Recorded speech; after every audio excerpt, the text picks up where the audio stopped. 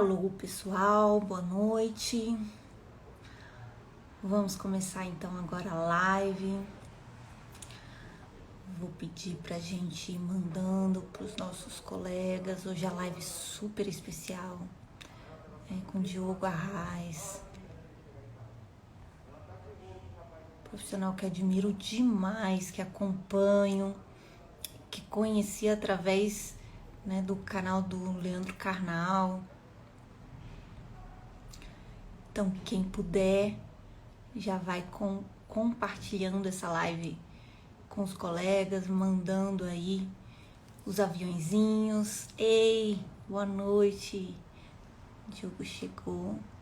Deixa eu convidar. Olá, pessoal. Beatriz, Felipe. Boa noite, pessoal. Ei, Boa noite, tudo bem? boa noite, Diogo. Nesse primeiro momento o pessoal está se aquecendo ainda, né? Então, vou pedir para quem está aqui para lançar os aviõezinhos, né? E convidar outros colegas. Hoje a nossa live é super especial, sobre comunicação, com um super especialista, né? Que eu tive assim um super, mandando aqui os aviõezinhos, né? Uma super empatia mesmo, né? Uma conexão bem especial assim desde o primeiro momento. E eu só queria te agradecer, Diogo, Sim, agradecer os presentes aqui, pessoal. Boa noite, quem está entrando. Hoje a gente vai ter muito conteúdo de qualidade, falando de um tema super atual, né? A questão da comunicação e a comunicação no nosso contexto, num contexto de mudanças, né? E a gente vai falar não só de uma mudança que a gente vive num contexto social, mas também da nossa própria mudança, né? Enquanto indivíduo nesse cenário que exigem da gente tantas novas habilidades. Vou deixar aqui aberto para o pessoal, quem quiser abrir para caixinhas, né? Para perguntas. Fiquem à sim. vontade, que ao longo, né, do nosso chat a gente vai compartilhando. E acho que a gente pode começar, né? Peço aí a todos, é o momento da gente mandar os aviõezinhos e compartilhar com os colegas. Sim. Mais uma vez, obrigada, Diogo. Muito feliz de tê-lo aqui no canal. Felicidade é minha. Carol, muito obrigado pelo convite. Hoje, coincidentemente, hoje eu faço 8 anos de trabalho como colunista na Exame, então também é uma data especial. E estar numa data especial com você, uma profissional tão distinta, né? Tão ímpar aqui no nosso país. Oh, É querida. uma alegria para mim, assim. Eu me sinto muito feliz por estar aqui neste momento com você. Muito obrigada. Bom, vamos falar de comunicação, né? Você Vamos é um lá. especialista e eu acho que a gente tem vários tipos de comunicação, né? Formal, informal, escrita, falada. Eu queria te perguntar assim, como é que você percebe o cenário atual? Esse cenário de mudança, como é que eu sei que você tem uma mentoria, né? Você auxilia, você tem a coluna, você direciona um trabalho muito específico, inclusive para profissionais de saúde, a gente conversou um pouquinho antes. Como é que você percebe o cenário atual nesse aspecto da comunicação? Caótico, muito difícil, muito desafiador, assim, porque nós estamos vivendo literalmente dias mais de ano, né? Então, nós vamos falar daqui a alguns meses que nós vivemos anos pandêmicos, né? Então, a primeira questão é que nós não podemos ter a pressa, porque essa pressa vai desencadear em estruturas que são ruins.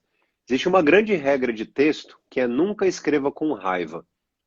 E a ideia aristotélica que é sempre pensar antes de proferir, né? Então eu preciso pensar muito bem antes de criar uma sentença.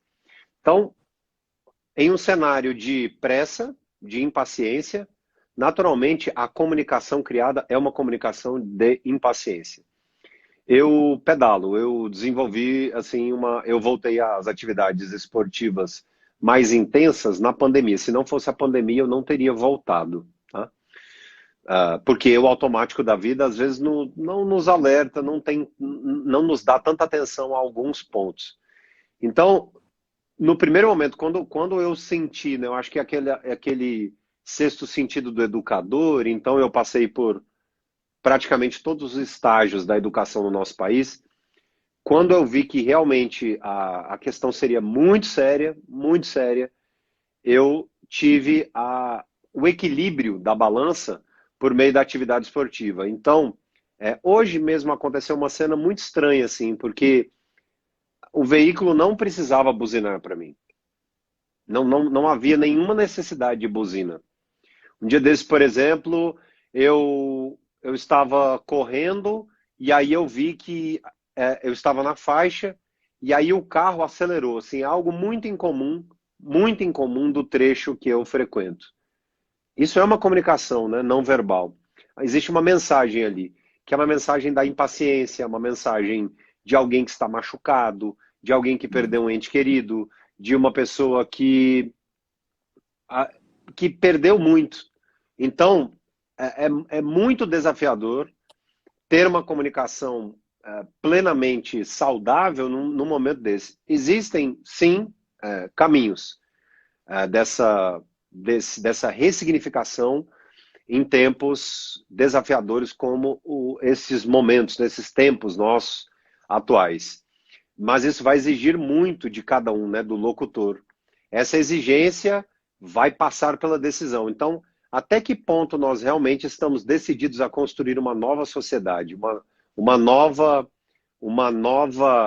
vertente, né, pós-pandêmica, se podemos assim dizer, de pessoas que são mais atenciosas a alguns pontos da comunicação. Então, quando se fala de comunicação, nós pensamos diretamente em ação, é agir por algo que comunica, né?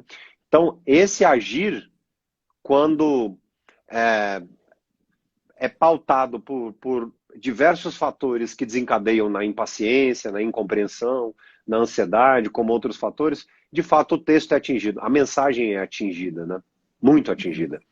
Uhum. Sim, eu achei bem interessante que você traz vários temas assim que são muito caros para nós da psicologia e fazem uma interlocução super profunda.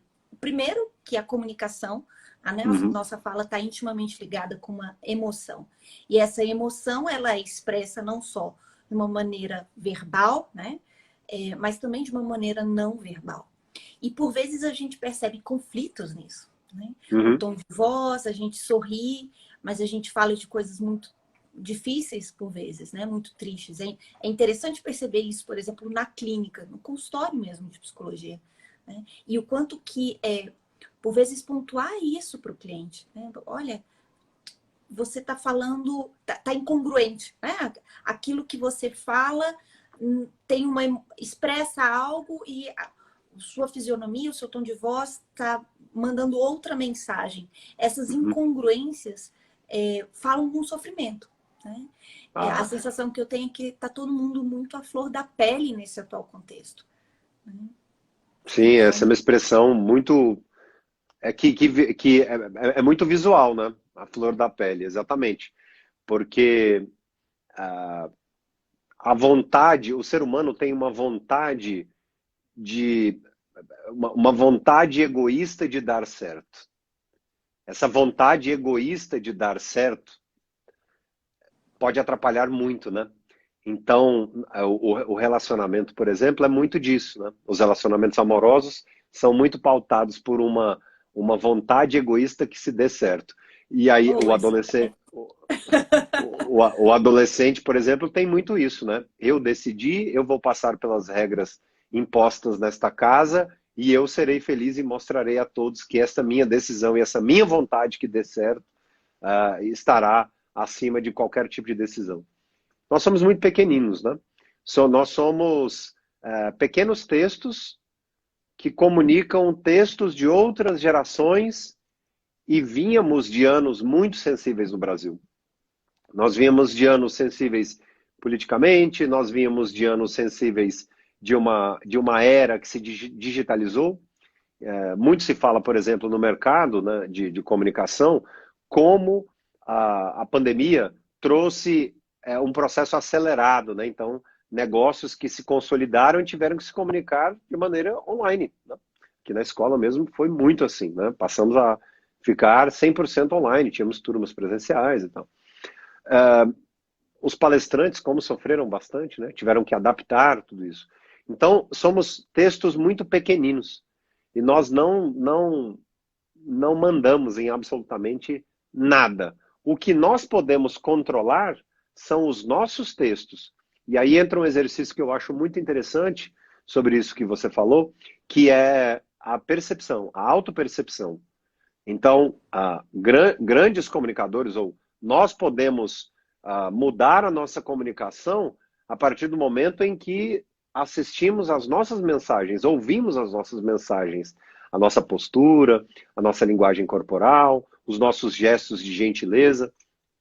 Como, por exemplo, um dia desses no grupo de WhatsApp familiar, mesmo, só realmente o núcleo da minha casa, nós conversávamos sobre não focalizar em temas que levem a um pessimismo sem sentido. Como, por exemplo, olha só o nível desta manchete. Tá? No ano passado, no fim do ano passado, o nosso jornalismo está repleto de uma locução verbal que é o pode ocorrer. Então, a matéria era vacinação em massa, veja só essa manchete, vacinação em massa pode ocorrer apenas em 2024. Então, é assim, é uma verdade? É. É uma mentira? Não se sabe. É uma verdade, porque, pensando linguisticamente, nós temos ali o pode ocorrer, é uma probabilidade. E ainda o apenas. Então, quem criou essa estrutura? Com que sentido? Com que intenção? Né? Então, não há neutralidade no discurso. Não há neutralidade no discurso. Do mesmo jeito que um paciente não é neutro, né? O Karnal tem uma frase fantástica que é neutro nem sabão de coco. Então, não existe neutralidade comunicativa. E os tempos à flor da pele mostram exatamente quem é, como se cuida e como vem enfrentando esse período. E tudo, a comunicação é o reflexo disso, de fato. Eu acho que o exemplo que você traz, né, pode ocorrer apenas, traz essa noção de possibilidade e de exclusividade, né? Somente naquele momento. Né? Então, isso. A sensação que eu tenho ouvindo uma mensagem dessa é de confusão. E isso me faz lembrar muito um autor, acho que você conhece, que é o Austin, né? Que fala sobre a teoria dos atos de fala, que foi conheci através do meu orientador de mestrado, que trabalhou com famílias em sofrimento psíquico grave, do tipo psicótico, loucura, esquizofrenia, como a gente conhece, né? Sim, sim. E ele traz alguns autores que... uma das teorias para a gente entender essa linguagem paradoxal chama-se a teoria do duplo vínculo, da comunicação duplo vinculada, ou seja, há duas mensagens que são comunicadas que paralisam o sujeito, que enlouquecem mesmo. E essas comunicações a gente aprende também no núcleo familiar. Né? São comunicações que, por vezes, o filho, né, o adolescente, a criança, ela se sente com essa sensação de, ao mesmo tempo, ameaçada, paralisada, né, com uma dupla mensagem. E eu acho que assim, isso ocorre não só no nível social, como você está trazendo, né, numa manchete de jornal, como também no nosso nível ali, familiar, né, intrafamiliar. Em comunicações, por vezes, que não são claras, que adoecem, que enrijecem, né, que tiram a gente da nossa espontaneidade, da nossa empatia. Tô vendo vários rostinhos novos aqui.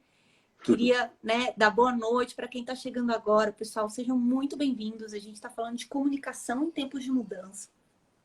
E a gente está aqui com, né, esse convite super especial, aqui, esse convidado super especial que é o Diogo, que eu tenho acompanhado o trabalho, muito sensível na parte de comunicação.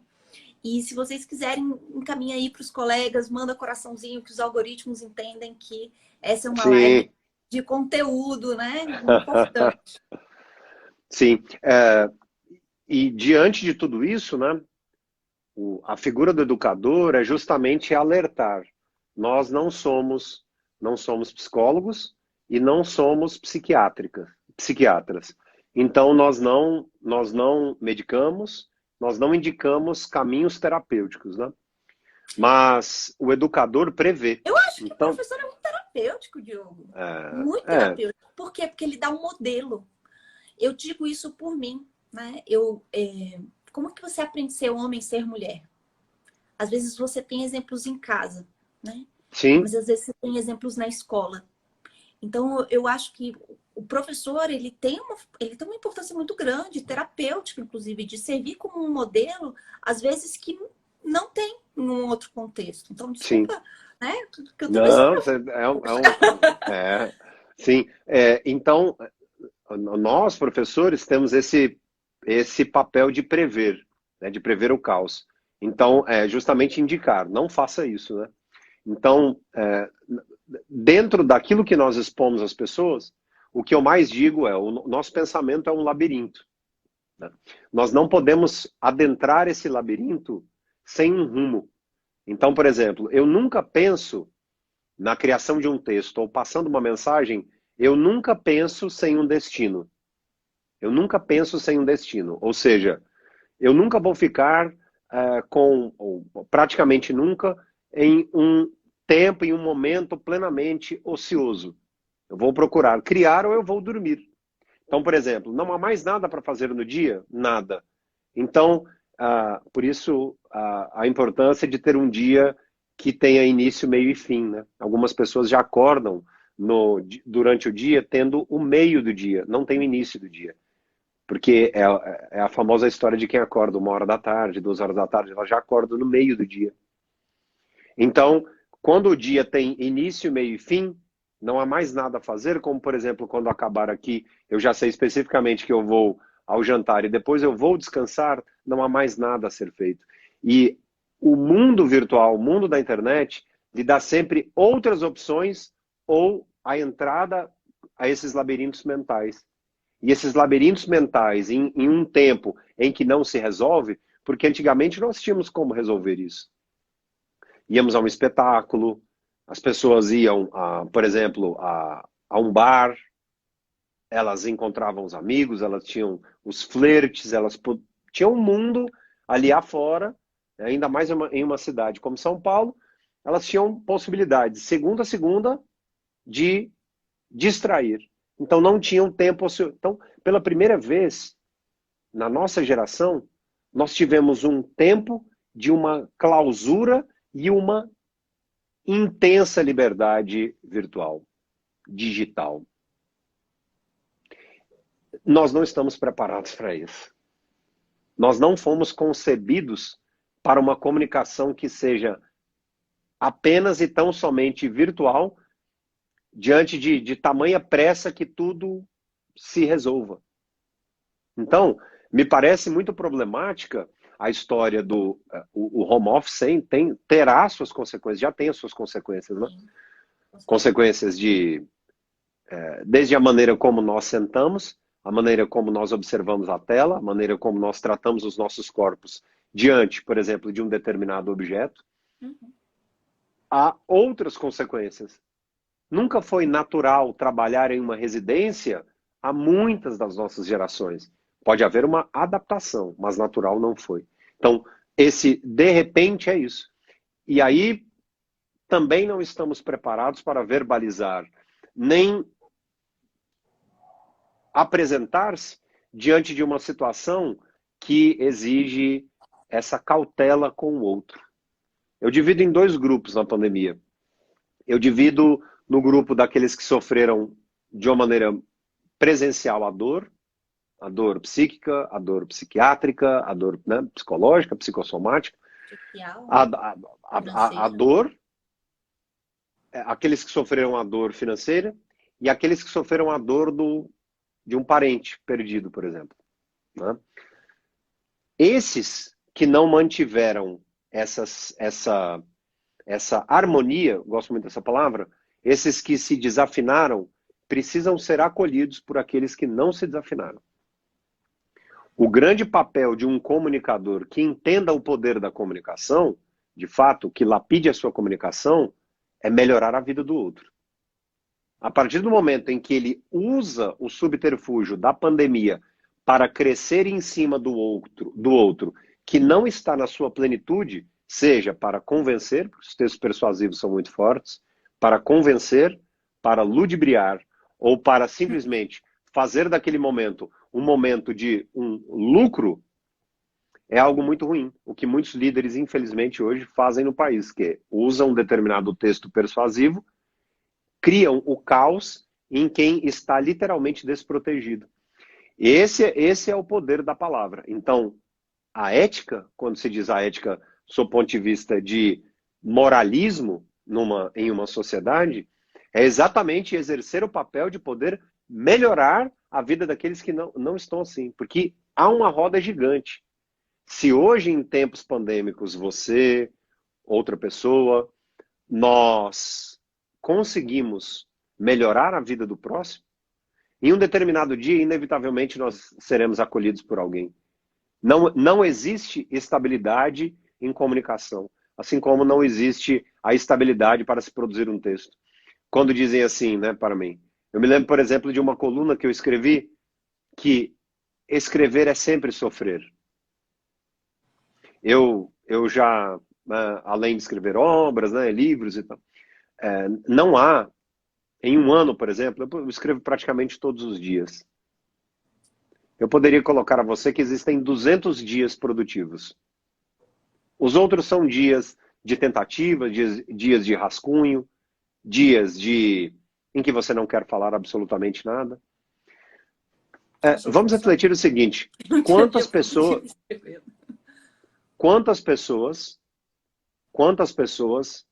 de fato não estão com a mínima ciência sobre a maneira com a qual elas estão machucando o outro?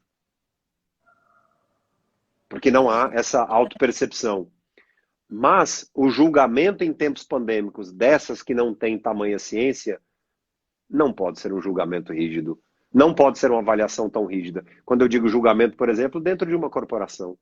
O RH que não entender que determinada postura precisa ser uma postura distinta de acolhimento e não do julgamento, será uma empresa muito mais humana e muito mais moderna, apta a enfrentar outros tipos de situação.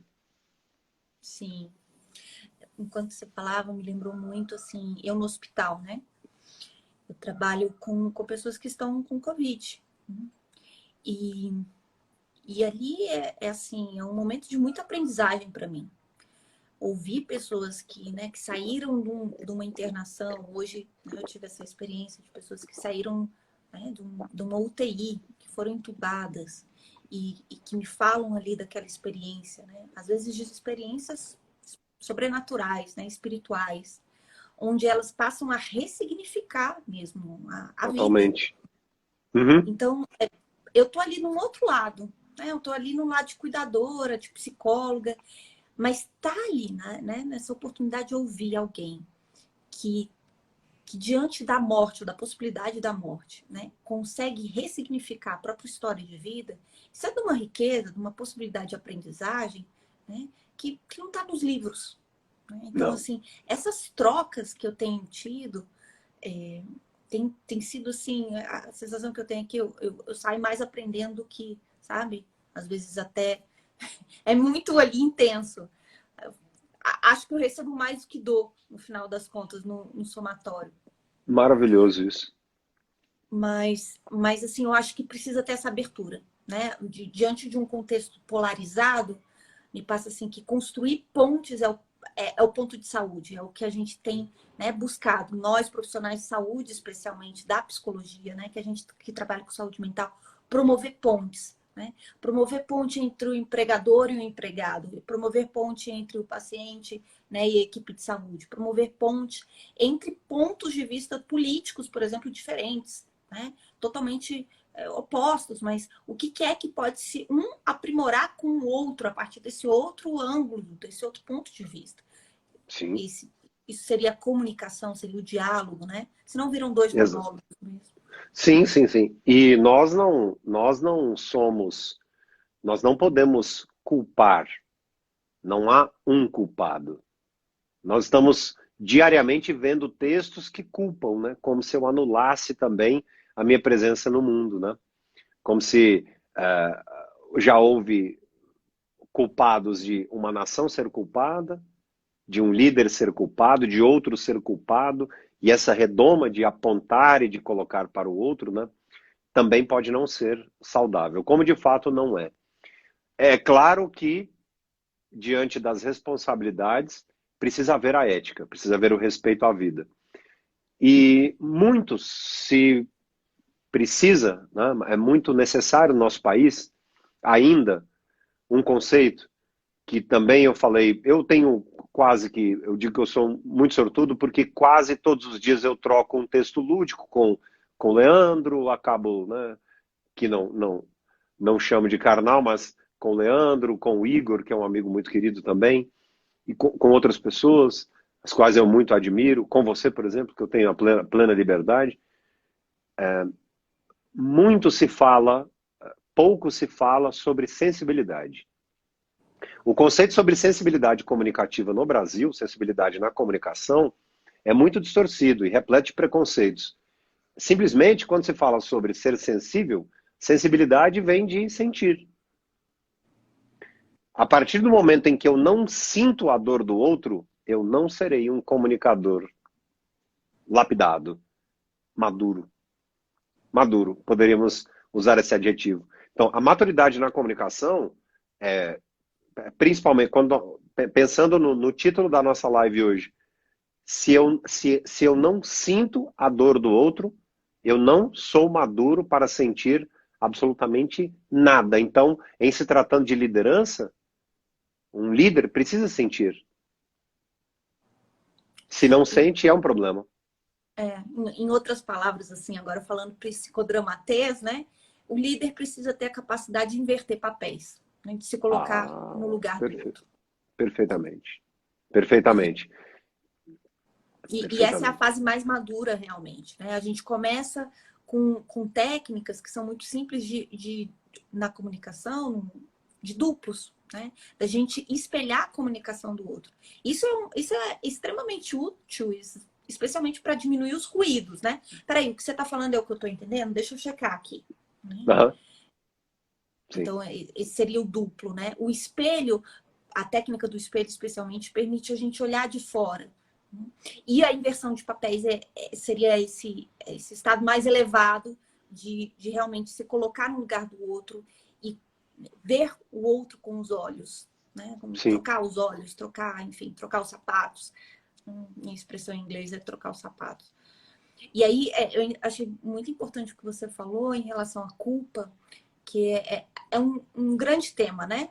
Em psicoterapia. As pessoas vão muito para a terapia quando elas se sentem muito culpadas. E toda culpa acaba culminando em processos ali autodestrutivos, de autopunição, né? O que é muito diferente da gente falar de responsabilização. Né? Quando a gente fala de responsabilidade, a gente consegue dividir os papéis. Não, isso daqui foi meu, isso daqui foi você. Não, eu peço desculpas por isso. Né? E a gente começa a dividir os papéis aí. Eu acho muito interessante, por exemplo, e aí é uma questão que eu gostaria de ouvi-la também. Existe, existe um tipo de atitude sobre a qual é pouquíssima, não há praticamente fala hoje em dia, em tempos pandêmicos, que é quando as pessoas, de uma maneira. Não vou precisar o adjetivo, mas elas afunilam e dizem assim: João passou o Covid para Alberto. Alberto faleceu. Logo, João é culpado por isso. Eu vejo que haverá um oceano de pessoas que se sentirão culpadas. Com certeza. Eu não me recordo especificamente da live em que eu levantei essa questão sobre esses sentimentos que surgirão com os tempos pandêmicos e o que fazer com essa pessoa que ficará com isso. Para que ela entenda de fato que, por exemplo, diante da responsabilidade, eu sou responsável, mas eu precisei conviver. Às vezes sob o mesmo teto porque não havia condição. Ou porque de fato eu realmente não acreditava, tinha determinadas crenças ali. Não há maldade. Uma pessoa, né, do bem, uma pessoa. E Isso é aí. muito comum entre profissionais de saúde, Diogo. Hum? Isso é muito comum entre profissionais de saúde. Isso é algo muito comum, né? Passei para minha família, né? E aí? Né? É o meu E aí? ganha-pão, eu trabalho com isso. Mas quem garante que realmente foi o profissional de saúde que passou? Exatamente.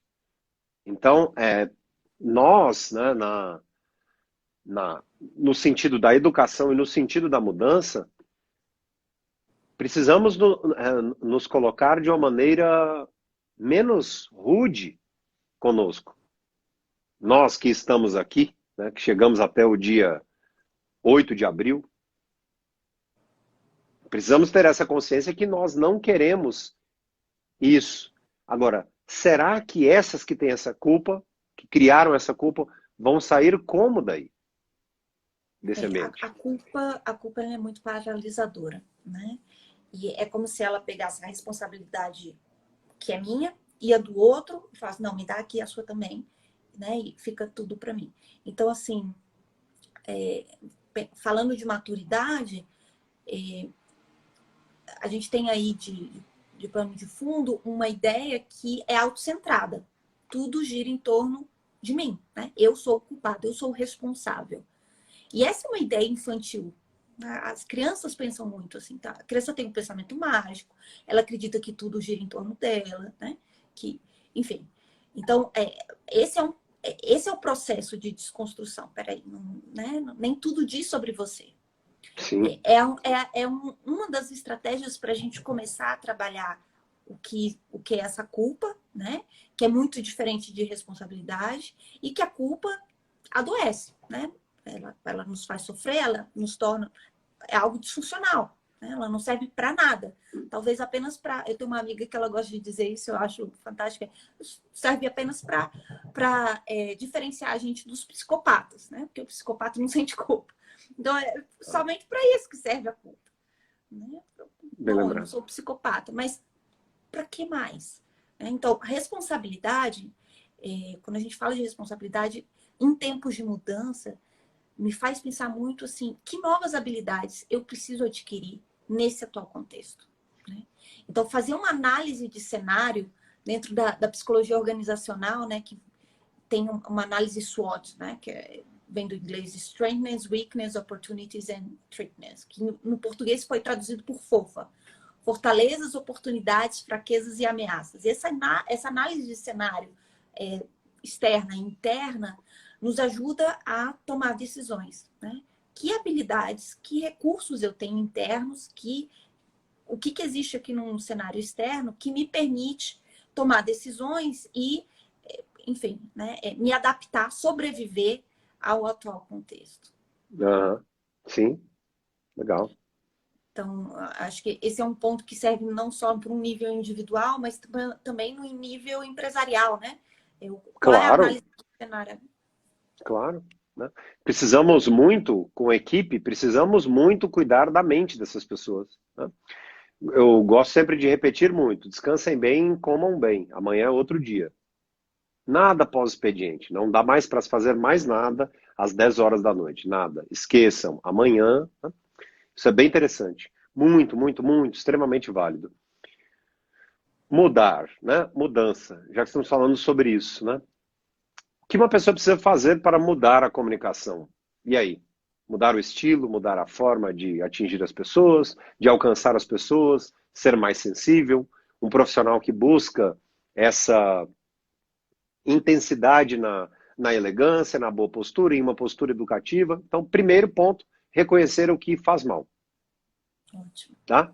Então, por exemplo, é muito comum em reunião gente que nos dias de fim da semana, gente que tem péssimas reuniões como comunicadores. Provavelmente, no outro dia deve ter dormido mal, ingerido álcool, e essa pessoa não consegue entregar da mesma forma que ela entregava no começo da semana.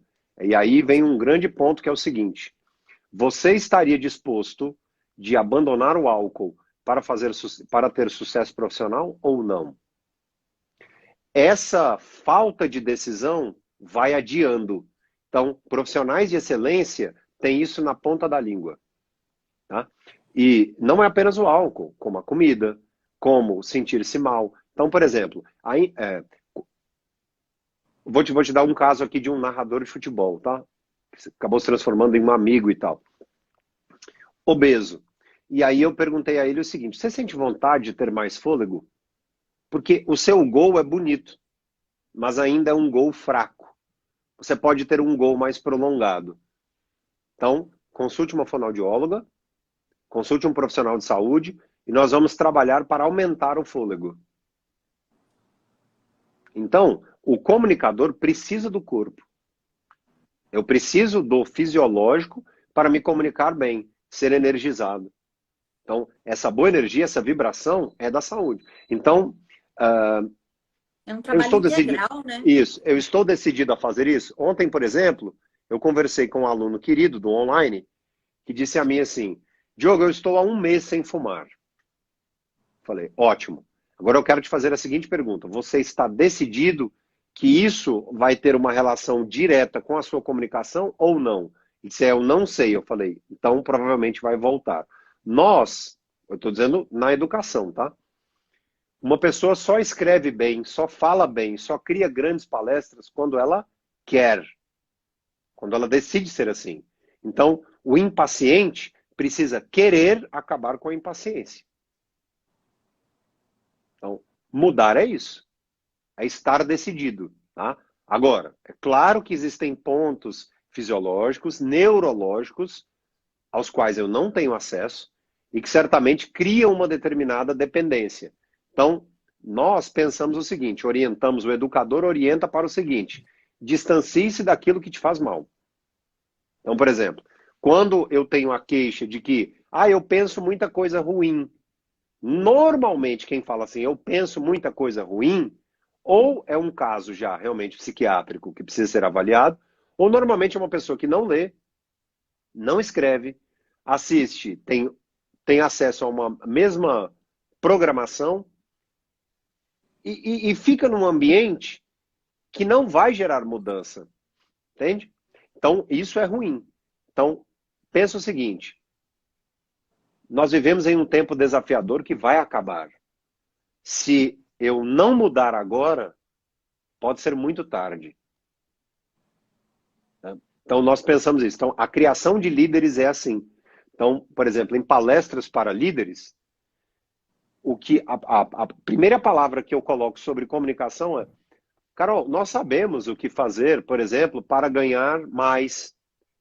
Nós sabemos o que fazer para ter um relacionamento mais harmônico. No entanto, isso vai exigir uma decisão. Uma decisão. Treinamento, né? Mas o ponto técnico é querer. Sim, tudo Querer. começa com isso. Querer. Então, a partir do momento em que existe lá uma pessoa que se acha tímida, às vezes nem é tímida, com uma palestra ruim, e aí ela fala, eu sou uma pessoa cansada. Mas é lógico, no seu tanque de gasolina não tem nada que preste, ou pouca coisa que preste. Então, se você não se conscientizar sobre isso, fica difícil. Por exemplo, pessoas que literalmente passam o dia todo. O escritor só terá boas ideias se comer bem. Comer boas ideias, né? Existe uma ideia romantizada do poeta alcoolizado, alucinado, como alucinógeno. Isso é uma mera ideia romântica. Eu estou te dizendo o seguinte, em muitos dias eu preciso escrever 9 textos. Se eu não descansar, se eu não dormir bem, eu não vou produzir. eu não vou produzir. Então, por exemplo, apesar de ter acordado hoje cedo, não muito cedo, mas apesar de ter acordado cedo, aparentemente eu não estou aqui com um semblante cansado. Aí eu tô aqui, Então, ó, assim, com eu marca fico já. de É, máscara. sim, mas aí o seu trabalho, né? Tem que ser justo com o seu trabalho. Mas assim, quem se comunica precisa estar bem. Precisa se preocupar com a imagem, precisa se preocupar com o descanso. Aí depois nós vamos para o texto em si, né? A mensagem em si, que é questões empáticas, questões que envolvem a organização, a clareza, o tom de voz, a ênfase, a pronúncia dos vocábulos, uma consciência gramatical. Esses são pontos de lapidação. O centro é o ser. Se o ser não decide mudar, os resultados serão os mesmos. Basicamente isso, tá? Basicamente isso. Então, essa consciência sobre querer mudar é possível mudar? É possível. É possível mudar? Sim, É possível mudar. mas tem um Agora, para custo, mudar, eu né? preciso ter a decisão. Tá? Está disposto, né, a arcar com esse custo. Isso. É interessante porque, ah, te ouvindo, né, me vem muito à mente uma frase de Freud, que ele fala que a dor da, da mudança, né, nós só acolhemos realmente, pagamos, né, não vou lembrar exatamente com as palavras de Freud, mas em resumo nós só arcamos com a dor da mudança quando a dor de permanecer o mesmo, ela é maior. Né? Então, Ah, quando permanecer da maneira que está se torna insuportável, aí a gente parte para mudança, porque mudar dói também. Né? Mudar sim. é desafiador. O cérebro da gente, ele busca neuroquimicamente, né, evolutivamente, se manter ali no mínimo, né, no mínimo gasto possível. Então, mudar é gerar um gasto, é gerar novas conexões neurais ali, né? E Isso. aí a gente tem estágios de mudança dentro da clínica, né? Existe uma avaliação ali de pré-contemplação, contemplação, né? Até preparei minha colinha aqui, né? Preparação, ação, manutenção e também é possível que tenha recaída, né? E eu acho que esse é um ponto importante de falar. Quando a gente está num processo de mudança e a gente falha, né? Porque é muito comum isso acontecer.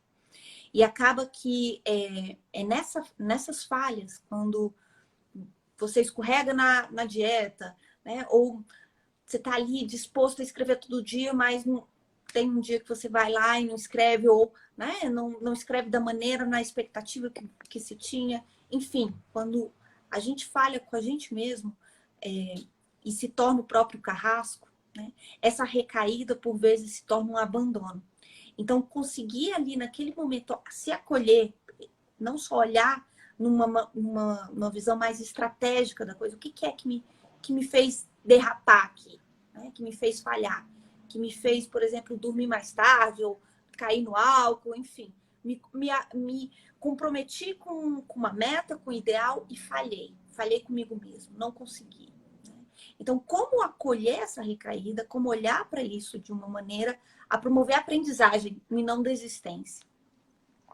O que a terapia me ensinou muito é a verdade consigo.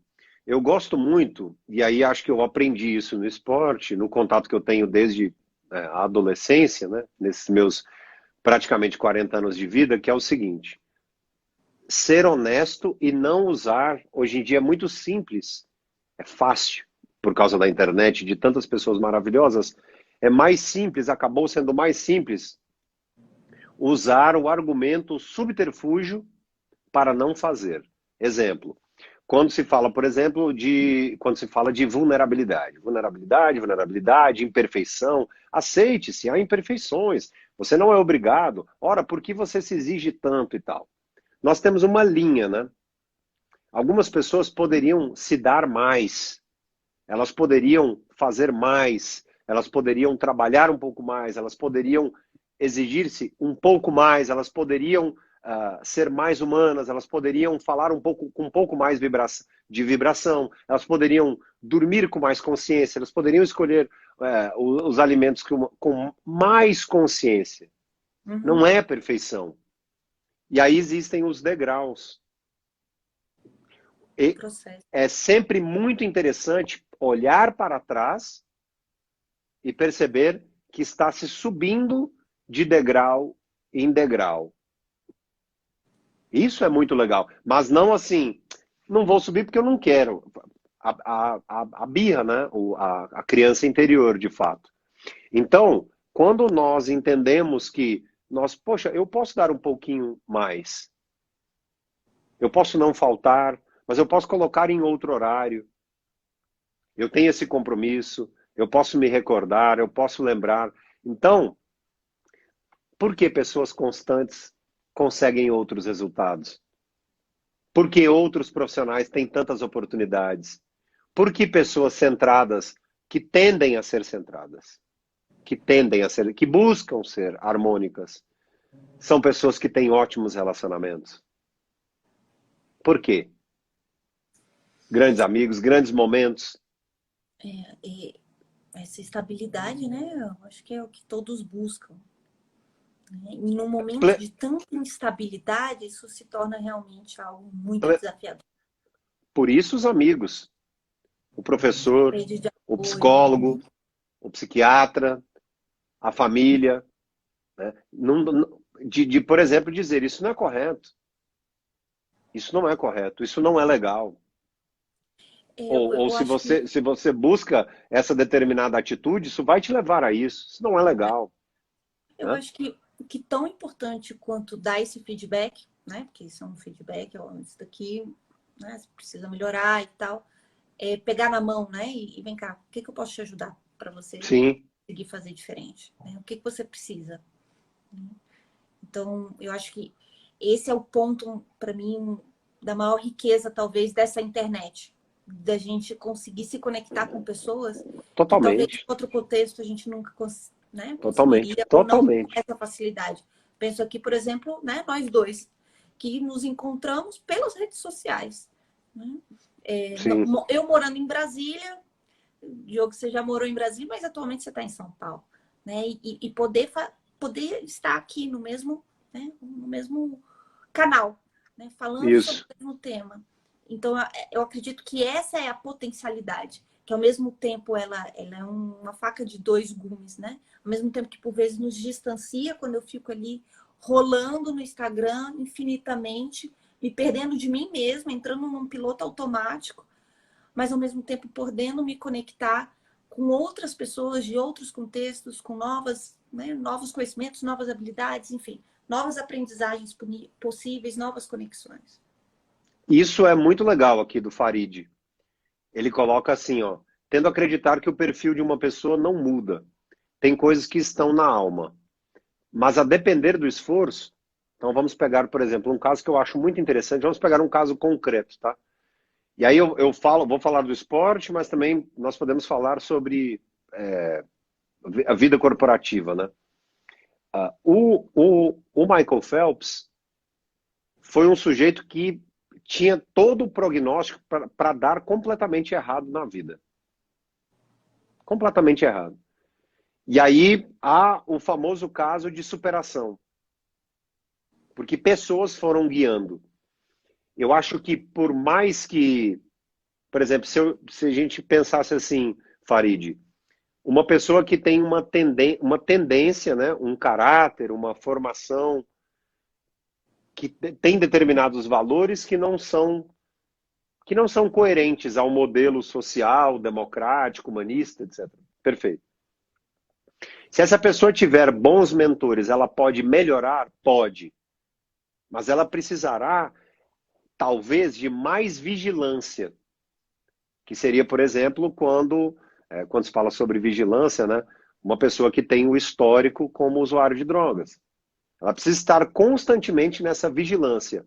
Outros, Farid, já têm uma bússola interna e conseguem saber para que lado vão. Mas, de fato, uma pessoa sem os professores, educadores, terapeutas, etc., nossa, pode ser uma pessoa, de fato, completamente perdida. E aí não há como mudar.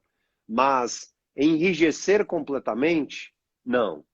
Eu acredito na educação. Eu acredito no processo de ressocialização, a depender do que for dado a esse sujeito no sentido de transformação. Palestra é muito bom, mas ação é muito mais importante. Agora, por exemplo, olha que fato interessante que ele coloca. Há um limite também. Nem todas as pessoas, nem todos os esportistas são preparados para uma Olimpíada. Eles nunca vão chegar. E aí a palavra é nunca mesmo. Nunca, nunca. Nem todos os escritores ganharão um Nobel de Literatura. São raros, pouquíssimos. Podem ser bons escritores. E aí sim entra o fato de você saber que houve uma mudança, mas selecionar também ali, saber que vai chegar ao topo da cadeia, é uma mera, acaba sendo resultado de dedicação, mas aí são outros fatores envolvidos, né? Mas é possível melhorar muito o processo. Muito. Melhorar muito, muito. Sim. Eu não seria psicóloga se eu não acreditasse na mudança. Então, para mim, ouvir assim, eu tendo a acreditar que o perfil, né? O que é perfil? Seria personalidade? Seriam traços de personalidade? A gente fala de transtornos de personalidade no DSM, né? Quer dizer, é quando aqueles traços de personalidade adoecem, né? De tal forma que torna a vida daquela pessoa disfuncional, que gera um profundo sofrimento. Então, eu acredito que mesmo pessoas que são diagnosticadas com transtornos de personalidade, elas podem, com o processo terapêutico, com, né, acompanhamento, por vezes até psiquiátrico, porque existe toda uma neuroquímica cerebral, com mudanças de hábitos, né? Às vezes sociais, inclusive. Sim, é possível, né? E assim, para mim é muito diferente quando você conhece uma pessoa que sempre trilhou aquele caminho do sucesso, né?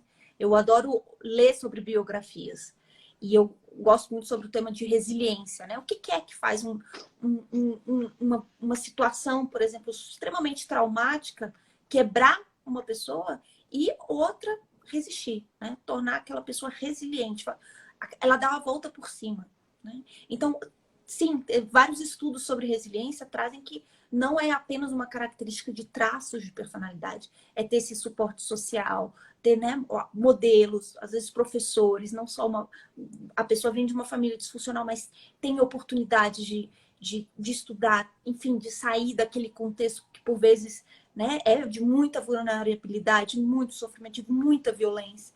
Então, assim, para mim, voltando, né, das biografias, eu adoro ler uma biografia de superação, de alguém que conhece o fundo do poço e consegue, né, se reinventar, né? Para mim, Sim, isso sim.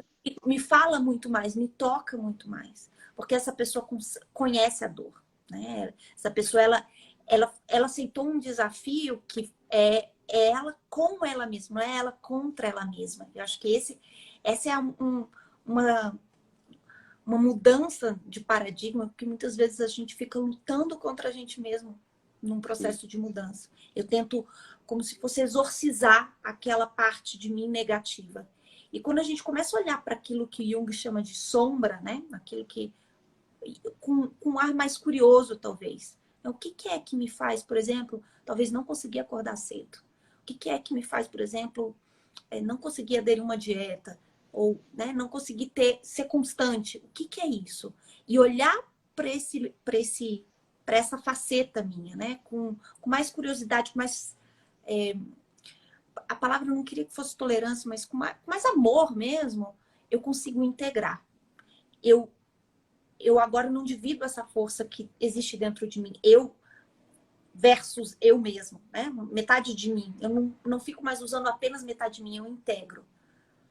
E essa integração, essa possibilidade de olhar para mim, por aquilo que às vezes é aquilo que eu queria mudar, o paradoxo da mudança. Quando eu aceito, eu consigo mudar. O Rogers falava isso, Carl Rogers falava isso.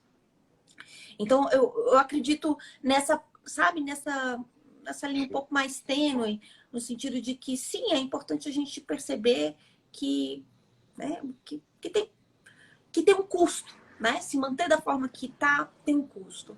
Mudar também tem um custo, né?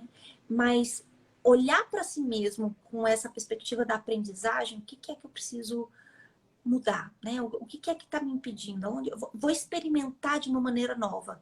Eu estou tentando sempre da mesma maneira acordar mais cedo. Eu vou tentar de outra maneira. Eu falo do acordar porque para mim às vezes acordar é bem difícil, né? E como militar tem que estar lá no horário e tal. Eu aprendi na marra essas coisas. Então eu dormia com o celular do lado. Então soneca, soneca, soneca, soneca, soneca. Comecei a botar o celular longe. Então, eu tinha que acordar, levantar para pegar o celular. Então, tudo isso vai facilitando. Começar a experimentar o que funciona para você. Porque, por vezes, não tem uma fórmula mágica, né? E a gente vai descobrindo aquilo que funciona para a gente num empirismo mesmo, numa tentativa e erro. O que Sim, é sim. melhor para mim? Legal. Não sei se faz sentido para você. Muito, bastante. Muito, muito. Esse é o processo mesmo, exatamente. E aí vem as adaptações, né? Vem o individual, né? Como cada indivíduo encara esse desafio, como ele vai se adaptar ali, de fato. Bem interessante. Muito bom isso. Oh. Muito bom. Bom, eu tô aqui de olho no relógio, tô achando que daqui a pouco, né, o Instagram faz a gente cair. Vai. Uns 2 minutos já. Daqui uns Bom, 2 minutos. vamos agradecer aqui a presença de todos, né, tivemos vários comentários, eu acabei passando batido, foi uma conversa tão fluida, Ju, que foi indo, né? Então, Aí. agradecer demais a sua presença aqui, eu ter aceito o convite, a sua mentoria, ela, né, tem um namorado aí, o seu trabalho já tem algum tempo, Legal. e para mim é muito, muito, assim, revigorante, né? Poder chegar no final do dia e ter essa conversa aqui, realmente dar brilho no olhar, e só te agradecer mesmo. Obrigado, obrigado. É um prazer. Como eu sempre costumo dizer, nós viemos ao mundo para servir, né? Então, a partir do momento em que o outro tem um pouquinho daquilo que é tão sagrado a nós, né? As nossas lições, os aprendizados, o esforço. Então, em muitos momentos, né? Como sempre me foi assim na vida de educadora, o meu cansaço, a minha dedicação valia a pena quando eu percebia a plateia, os alunos, né? Então, isso realmente me move. Então, um dia desses eu estava fazendo uma oração e eu disse, olha, eu me sinto derramado de boas energias e eu vou me sentir muito satisfeito, abençoado, se mesmo que seja tirado de mim para dar a alguém que precisa, então isso me dá sentido. Sem perfeição, sem, né, com os meus defeitos, com as minhas limitações, mas eu sempre quero ter um pouquinho a mais para poder ofertar a alguém. Isso me deixa feliz. A gente sente isso através da telinha, viu?